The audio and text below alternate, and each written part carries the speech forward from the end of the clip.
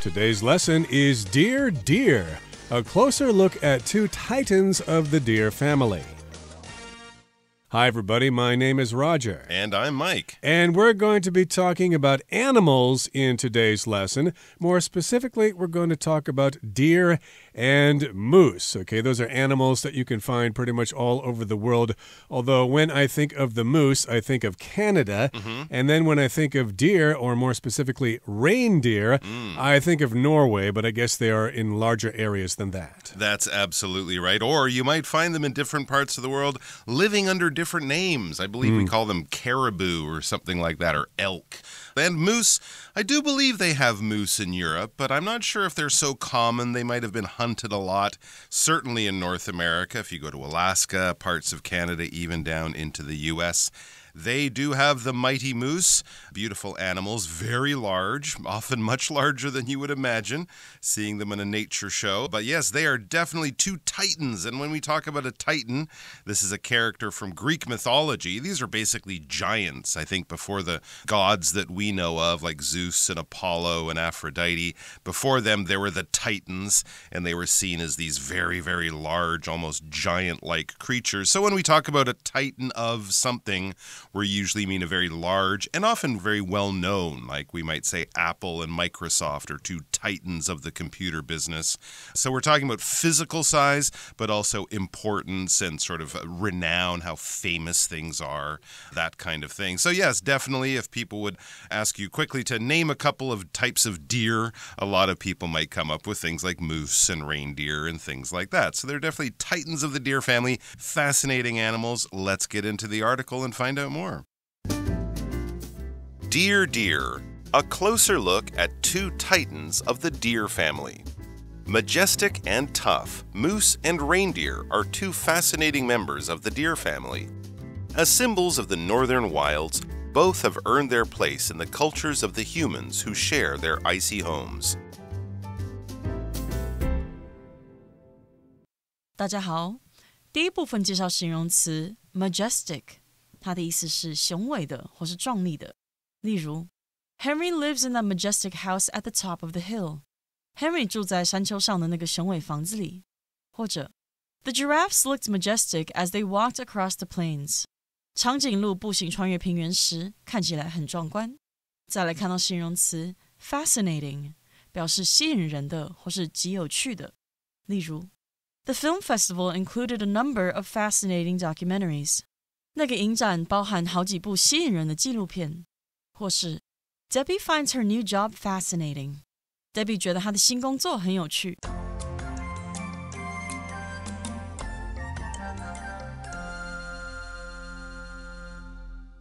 Okay, the first paragraph describes these animals. Majestic and tough, moose and reindeer are two fascinating members of the deer family. So this sentence introduces the topic to us here. We're talking about moose and reindeer, and we're describing them as being majestic. If something's majestic, I would think of a very tall mountain like the Matterhorn in Switzerland. That's very majestic. That's a good or one. Various other mountains in the world. So in this particular case, it's just very impressive. It's beautiful. It's really great. And that's how we're describing these animals. And we're also describing them as tough. It's very difficult to beat them in a fight. They are very aggressive. And we're also describing them as fascinating, which means they, again, are very great, but they sort of get you more interested in them. You might hear a fascinating lecture on a certain topic, maybe about Taiwanese architecture or something, and you might think, oh, that's fascinating. I want to learn more. Exactly right. And often when we watch nature documentaries, we do discover that animals that just sort of seem to be animals, they actually have very interesting lives. There's a lot of interesting science, their behavior, all of that. It's very fascinating. It really provokes your interest and makes you want to learn more. It says, as symbols of the northern wilds, both have earned their place in the cultures of the humans who share their icy homes. Yeah, I think that's a really good point. These are more important in many ways than just simple other forest creatures. Often in native art art, we might see depictions of the moose or deer. They're often seen as sort of very important spiritually, right? People look up to certain animals. We look up to the wisdom or the majesty of the elephant and the bravery of the lion and things like that. So there are certain animals that sort of cross over into human culture, and they are symbols of the northern wilds, okay? The very cold temperature forests in the North America, of course, Northern Europe, places like Russia, Siberia, places like that. That also speaks to their toughness. Not only do you not want to get a moose angry, they live in very difficult places in the world to survive. It's cold a lot of the time. Finding food is very difficult. They face a lot of challenges just surviving. So they have earned their place in the cultures of humans. When you earn your place, basically you do a lot of things that give you merit, that give you credit, and you will sort of be respected for that. Often, if you go to a new company, you'll have to work there for certainly a few months, maybe even a few years to earn your place in that company where people trust you, where people look at you as a responsible person that they can depend on. It's not just given to you automatically on your first day. So definitely over many thousands of years, through many interactions with humans, and as we've gotten to know them, they have definitely earned their place. They deserve to be these symbols of the northern wilds, and they deserve to be looked at as majestic and tough. Let's get into the most majestic of the two, the moose, in the next part of the article. The mighty moose, known as the elk in Europe, is a powerful beast and the biggest member of the deer family. The species comprises several subspecies, with the largest among them standing 2 meters tall at the shoulder and weighing a massive 600 kilograms. Their range covers the cooler regions of North America and Eurasia, where they favor forests, lakes, and marshes. Moose are generally solitary, although they seek out company during the September mating season when bulls display antlers up to 1.8 meters across to scare off rivals. Only males possess antlers, but both sexes have a dewlap. The dewlap is a furry flap of skin that hangs down from the throat, and males cover it in pea-soaked mud to attract mates. 第二部分看到名词 species 也可以发为 species， 它的意思是种或是物种。例如 There are only a few species of birds that can survive in this desert. 只有少数几种鸟类能在这片沙漠生存。也可以说 Scientists recently discovered a new species of fish in the deep ocean. 科学家最近在深海中发现了一个新的鱼类物种。继续介绍动词 comprise 表示包括或是由点点点组成构成。我们可以说 This dessert is comprised of jelly and nuts. 这道甜点包括果冻和坚果。又或者说 Three separate teams comprise Jeff's department. Jeff 的部门由3组个别的团队组成。接着看到 massive 这个单字，它是形容词，它的意思是巨大的或是大量的。例如 The charity event received massive support from the community. 这个慈善活动得到该社区的巨大支持。再看一个例子 The earthquake caused massive damage to the historic city. 地震对那座有历史意义的城市造成巨大的损害。后面介绍形容词 solitary 指人或动物独居的、独处的，也可以是独自的或是单独的。举例来说The monk lived a solitary life and rarely spoke to other people. 该僧侣过着独居的生活，很少与其他人交谈。又或者说 A solitary tree stood in the wide flat field. 一棵树独自矗立在宽广的田野上。下一个看到名词 rival 表示竞争对手或是敌手。例如 The two teams have always been rivals. 这两支球队一直都是竞争对手。也可以说Rachel got into a long and heated argument with her rival. Rachel 与她的竞争对手进行了长时间且激烈的争论。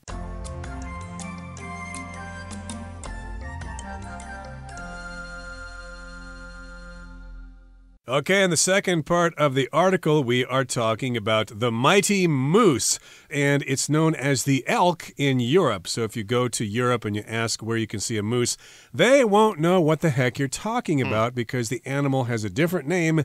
In Europe, it's called the elk there. but basically they're the same animal, just different names in different places. And it is a powerful beast and the biggest member of the deer family. So, of course, deer have many different kinds of deer. I think here in Taiwan you have the sika deer. Yeah, much smaller than a moose. That's right, indeed, deer. I think of deer as being very small. And, of course, they are all over North America. I think most North Americans have seen hundreds of deer in their lives. They run all over the place. Sometimes we've got to be careful, or we might run into them when they're standing on the road. But we're talking about the moose here. And, of course, it's big and powerful, and it's the biggest member of the deer family. It is absolutely the biggest member of the deer family. That says the species comprises several subspecies, okay, with the largest among them standing 2 meters tall at the shoulder and weighing a massive 600 kilograms. That gives you a good idea of the size of a moose. I think these might be the North American moose we're talking about here, being the largest of these different subspecies. A species is basically a specific type of animal. This is a biological categorization that biologists and zoologists would be using. So it's basically a group of living animals, and they consist of similar individuals. The important thing about a species is if they get together and have babies, they can actually have babies. Those babies will actually be born viable. They will be able to recreate or reproduce among themselves. So that's why we would say things like lions and tigers are different species. They're all big cats, but if you have a lion and a tiger and they get together and try to make babies, it won't work because they are different species. And if something comprises something, that's just kind of a way of saying it makes it up, all right? These are the things that constitute this thing. These are the things that we find inside or a part of this thing. So, you know, the project your company might be working on might comprise launching a new product and having an advertising campaign and trying to promote it online in different ways.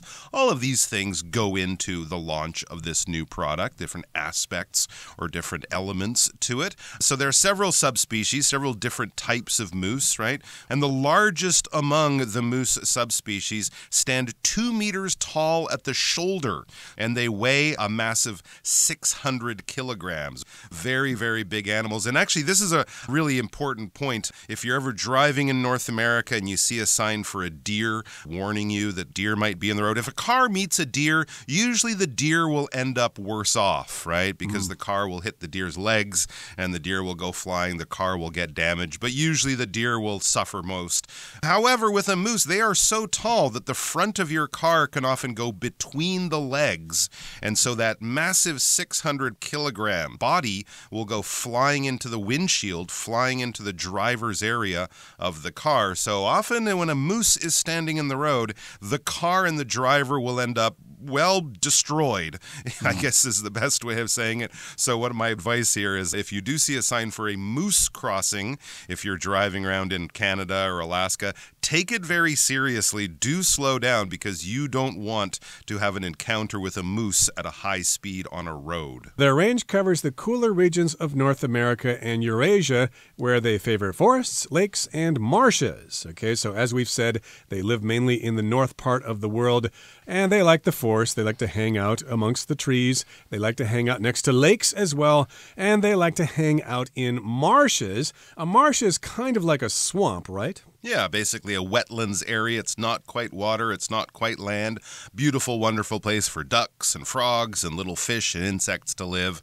Not a big chance for you to be out on a marsh unless you have a boat or you're sort of wading around in the mud trying to catch fish. But these are the kinds of places that you will definitely find moose. And of course, they'll be quite safe out there. Not a lot of predators and whatnot. It says moose are generally solitary, although they seek out company during the September mating season, when bulls display antlers up to 1.8 meters across to scare off rivals. Wow, that is quite an impressive animal we're sort of describing here. They live generally on their own. They're generally solitary. If someone is solitary, that means they kind of don't mind being on their own. They might prefer to be on their own. A solitary individual might spend a lot of time at home, might not have a big social circle. If it's through choice, that's great. If it's through depression or mental illness, illness or phobias or something like that. They're too afraid to go outside. That, of course, can be a problem. But yeah, certain animals are known for being solitary. Sharks are generally quite solitary.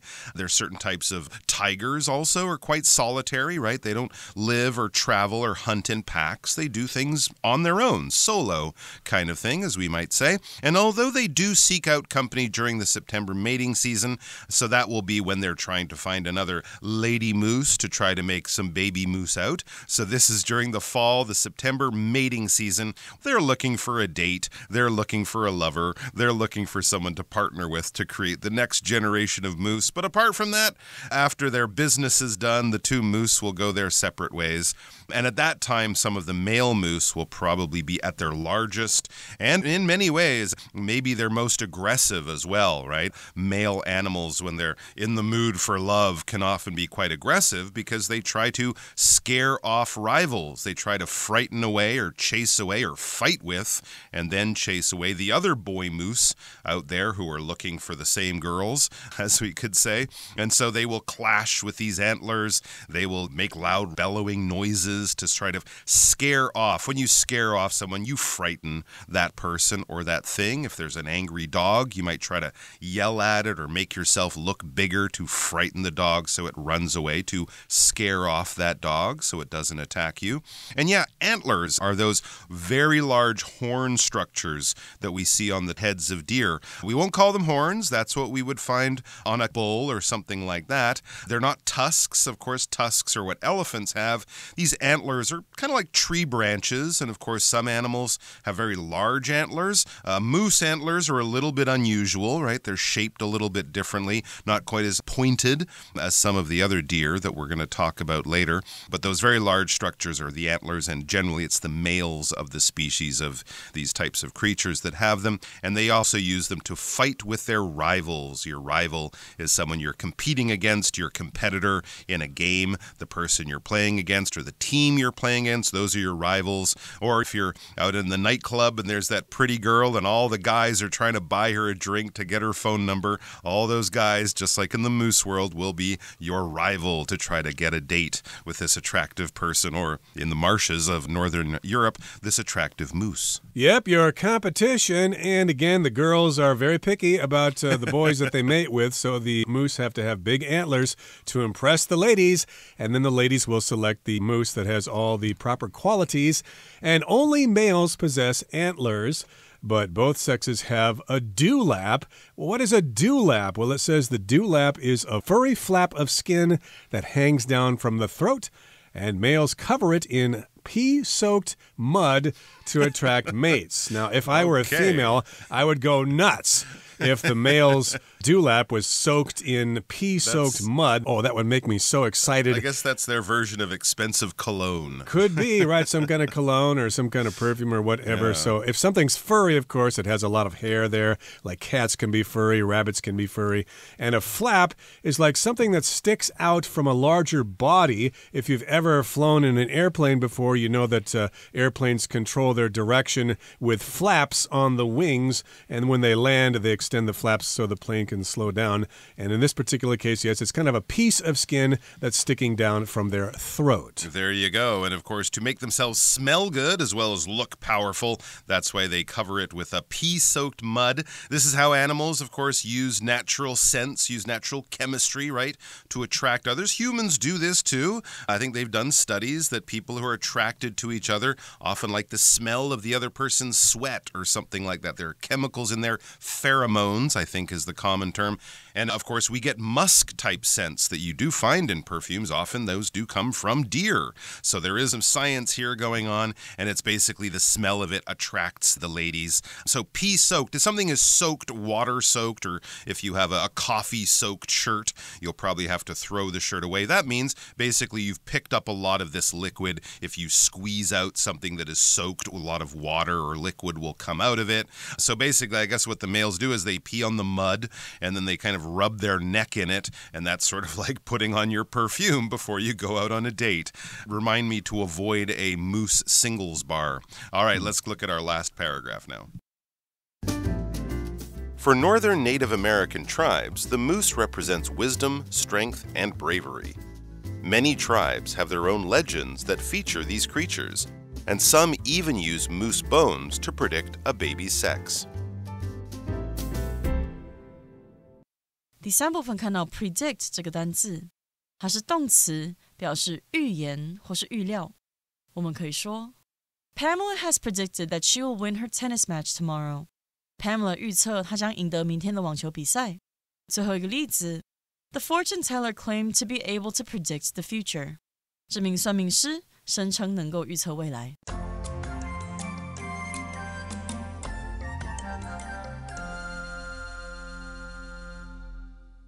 Okay, here in our last paragraph it says, for northern Native American tribes, the indigenous people of North America, the moose represents wisdom, strength, and bravery. So as we said before, moose have earned their place in the cultures of these humans, so they've been around, so these northern tribes in North America have them in their culture. The moose represents these various traits of wisdom, strength, and bravery, and many tribes have their own legends that feature these creatures, and some even use moose bones to predict a baby's sex. So a legend is a story that's been passed from generation to generation. It sounds like it's true, but it probably isn't. A legend can also be a person who's very famous and has gone down in history. Like Mickey Mantle is a legend in baseball, for example. But here, of course, they have these legends about the moose, and then they actually use the moose bones for a purpose here. They predict a baby's sex. To predict just means to make a guess about something that's going to happen in the future. There you go. That reminds us of their sort of power in the culture of many of these native groups. All right, well, that's all the time we have for the article today. Let's go over to our Chinese teacher, Hanny.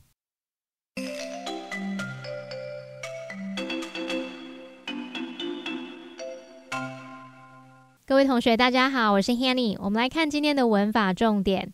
课文一开始用 majestic and tough 来描述驼鹿和驯鹿雄伟而坚韧。那么形容词 majestic 它是形容雄伟的、壮丽的或是威严的。我们这边来拆解它的字根。首先要介绍这个字根 magn 或是拼作 magni， 它们是表达巨大的或众多的。那这个字根是源自于拉丁文的 magnus， 在拉丁文的比较级是 major， 那么最高级是 maxim， 所以呢我们就会发现含有 maj 或者是 max 的字呢，大多会带有这种大或者是多的语义。好，那么课文单字 majestic 它其实是由名词 majesty 加上 ic 而来。那我们看看 majesty 当中的 maj 就表示多， ty 是名词字尾，合在一起 majesty 这个名词就表示壮丽宏伟。然后后面我们再搭配上形容词字尾 ic， 就会构成我们的形容词 majestic， 它可以形容壮丽的、宏伟的。好，顺便补充几个有相同字根的单字。第一个是 majority， 它的字根 maj 表示多的， or 是比较级，那么 ity 是名词字尾，合在一起 majority 就表示多数。好，那么第二个补充的是 magnificent， 它的字根 magn 表示巨大的、极大的， fic 表示做，ent 是形容词字尾，那我们可以用制造出极大的场面、做出巨大的场面去联想到 magnificent， 它有壮观的、宏伟的，或是令人印象深刻的意思。课文第二部分有提到驼鹿这个物种包含好几个亚种，其中最大的一种肩高达2公尺，体重可达600公斤。文中它是用 with the largest among them standing ... and weighing ... 来表达其中最大的一种高达多少多少，重达多少多少。那这边它用到的句型是 with 加受词加受词补语，那这可以用来附带说明主要子句的状况。好，那么受词后面的受词补语可以是分词、形容词或介系词片语。如果我们用分词当受词补语的话，可以从受词跟受词补语之间的关系来判断。主动关系我们就是用现在分词 VING， 被动关系是用过去分词 PP。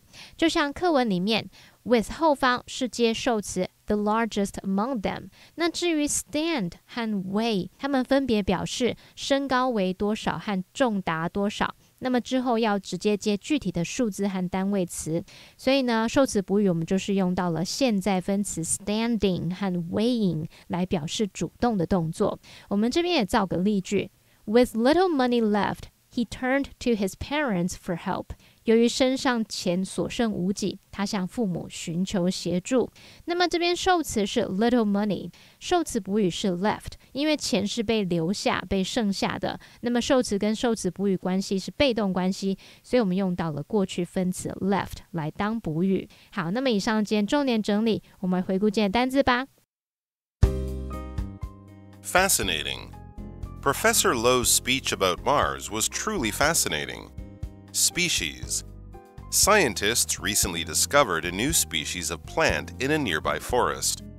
Comprise. The book comprises 10 chapters, and each focuses on a different topic. Massive. The workers struggle to move the massive stone into place. Rival. Leah has been practicing hard to beat her rival in tomorrow's race. Soak. I got caught in the rain, and now my clothes are completely soaked. Legend. Many people still believe in the legend of the lost city of Atlantis. Predict. It's difficult to predict how technology will change over the next decade.